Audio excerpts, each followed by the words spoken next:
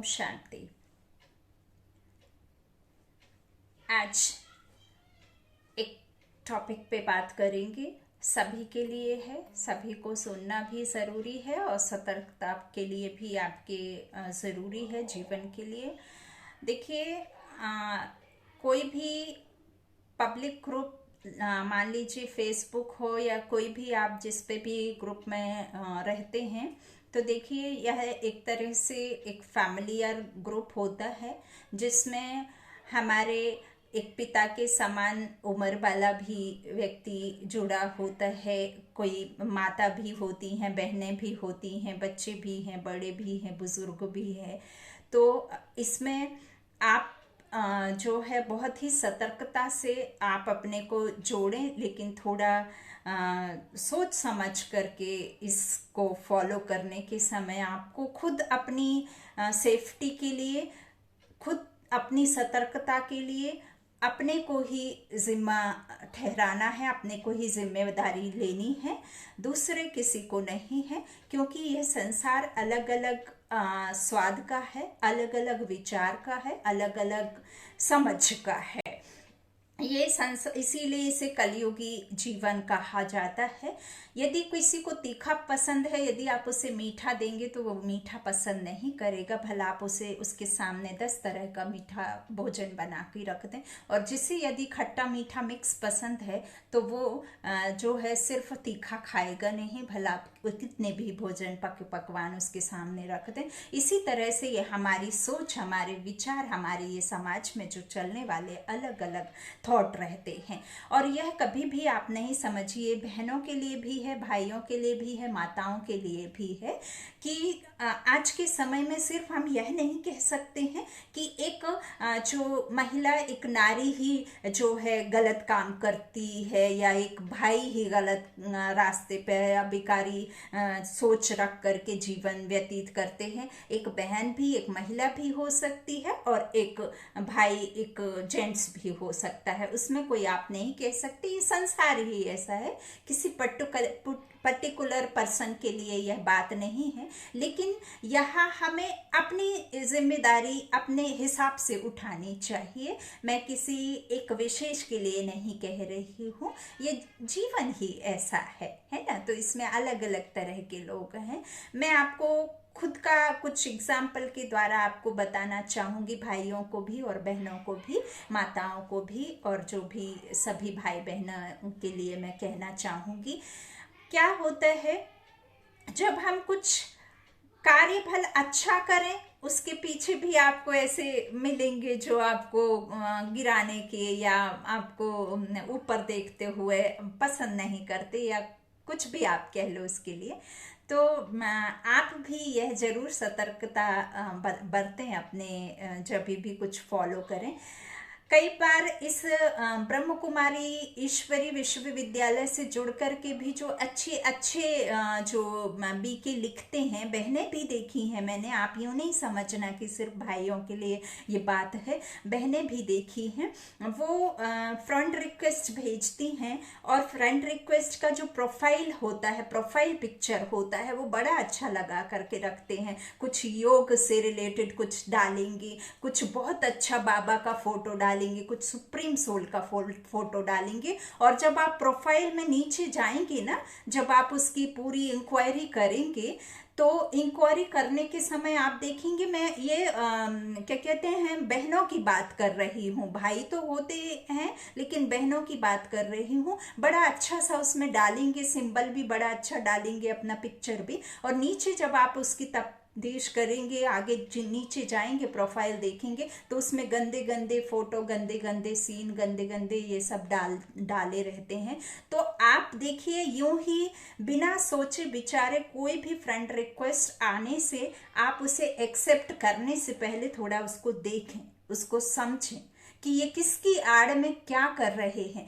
आज के समय में ईश्वर का साथ लेकर ईश्वर को भी गलत तरीके से इस्तेमाल करके पैसे कमाने का जरिया लोग अपना रहे हैं। यह बात कोई छुपी नहीं है, तभी तो हम इतने नीचे गिरे हुए हैं। भगवान का सहारा लेकर ऐसे सब हरकतें करना कितना बड़ा पाप है। क्या भी आपने कभी ऐसा नहीं सोचा कि हम इस तरह की हरकतें करेंगे तो हमें कहाँ जगह मिलेगी? कोई यही तो नरक है, यही तो ये जीवन नरक के समान बन पड़ा है। हम सोचते जरूर हैं। मैं एक नारी होकर यह बात आपको कह रही हूँ कि आज के समय में आप ये कतई मत समझिए कि एक अच्छी महिला दिखने में है तो वो सही ही होगी, ऐसा बिल्कुल नहीं है।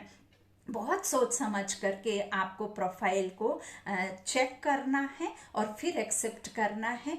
कई बार आपने देखा होगा कि अच्छे के पीछे भी बुरा लिखने में लोग कतराते नहीं हैं। वो पब्लिक ग्रुप में उनको शर्म नहीं आती है, उनको कुछ भी नहीं, क्योंकि वो ऐसी ही है ना, उनमें उनका दोष नहीं है। तो आप अपनी सेफ्टी के लिए, आप अपने जीवन को अच्छा बनाने के लिए, आप अपने बाबा से जुड़ रहे हैं या परमात्मा से जुड़े हैं या कोई भी कार्य कर रहे हैं, अच्छा कार्य कर रहे हैं, तो आपको डरने की ज़रूरत नहीं है। आपको उन चीज़ों से बचने की ज़रूरत है और आप उससे आराम से निकलने का रास्ता बहुत सारा है। जैसे प्रकृति ने अब घर घर में हम सबको जो इतने गुस्से में चल रही है, तो उसने हमें जब ब्लॉक कर सकते हैं, जब जो दिखने में नहीं है, तो प्रकृति में इतनी शक्ति है तो हम इंसानों में कितनी ना शक्ति होगी। जब प्रकृति हमें घर घर ब्लॉक कर दिया ना, तो क्यों ब्लॉक किया है? हवा वही है, चांद सूरज वही है, हाँ, दूषित हवा हुई है या हम इंसानों का जो एक के ऊपर एक में जो एक दूसरे से मिलना जुलना ये कम होना है, ये जो बॉडी इफेक्ट जा रहा है, ये सोच वही रखते हैं लोग या नहीं रखते हैं? तो किसको ब्लॉक किया? हम इंसानों को अंदर ब्लॉक किया ना प्रकृति ने। तो यह बात ध्यान रखिए। बहुत सारे ऐसे बीके लिख देते हैं भाई बहन, कई कई बीके समर्पित भाई बहन को थोड़ा नाराजगी भी आती है इस बात में कि ऐसे सब तो हम नहीं करते हैं। तो देखिए, ये बातें उनके लिए तो है ही नहीं जो ऐसे नहीं चल रहे हैं। जो परमात्मा के सच्ची बच्चे हैं उनके बारे में तो कोई कहता ही नहीं है। लेकिन बहुत सारे, मैं आपको अपनी रियलिटी बताऊं तो कम से कम 900 to 1000 डेली फ्रेंड रिक्वेस्ट में रहती हैं। लेकिन मैं एक्सेप्ट करने से पहले बाबा ने परख शक्ति तो दी है ना। आप ऐसा तो नहीं है कि भगवान की आड़ में आप एक कमाई का साधन है, कमाई का जरिया है, ऐसा तो नहीं है ना। हम तो स्वकल्याण कर रहे हैं, इसमें हमारा ही कल्याण है। यदि हम किसी को ज्ञान दे रहे हैं तो उसमें पहले हमारा कल्याण है, बाद में सामने वाली आत्मा का कल्याण है। यदि आप उससे कुछ सीख रहे हैं, कुछ सीख ले रहे हैं, तो उसमें आपका कल्याण है। यदि यही बात आप किसी और तक पहुंचा रहे हैं तो उसमें पहले आपका कल्याण है, बाद में उस तीसरी आत्मा का कल्याण होगा। ऐसा नहीं है। कहीं ना कहीं यह संसार स्वार्थ वाला संसार है, यह निस्वार्थ संसार नहीं है। निस्वार्थ संसार होता तो एक दूसरे को कोई दुख नहीं देते ना। तो ये विशेष बातें सभी लोगों को याद रखने की है। ऐसे ही किसी को भी एक्सेप्ट करने की ज़रूरत नहीं है, ना ही यहाँ कोई हम किसी को सुधार सकते हैं, है ना। ईश्वर ने कई बार कहा है कि बच्चे, तुम सुधारने वाले नहीं हो, मैं ईश्वर बैठा हूँ पूरी दुनिया को सुधारने वाला, है ना। तो यह बात हमें अपने अंदर में नहीं लेना चाहिए कि हम किसी को अच्छा बना सकते हैं। अच्छा तो आप अपनी मेहनत और अपनी सोच और अपनी विचार और अपनी धारणा और अपने क्या आपको धारण करना है, क्या छोड़ना है, क्या नहीं छोड़ना है, क्या एक्सेप्ट करना है, क्या एक्सपेक्ट करना है, ये सारी चीज़ें हैं ना। चरित्रों की चोरी कीजिए, लेकिन अवगुणों की चोरी करने का बिल्कुल भी ज़रूरत नहीं है और किसी से डरने की ज़रूरत नहीं है। हमारा ईश्वर जब हमारे साथ है तो हमें कोई भी आसक्ति, कोई भी गलत, कहते हैं ना, मनुष्यों को मनुष्य की नज़र लगती है, लेकिन आपके ऊपर में तो स्वयं ईश्वर की नज़र पड़ी है। जब अब ईश्वर की ही नज़र लग गई, भगवान ने ही आपके ऊपर नज़र डाल दी, तो अब किसकी नज़र आपके ऊपर लग सकती है? यह आपके अंदर में अनुभव होना है, आपके अंदर में ये शक्ति होनी है। ओम शांति, ओम शांति।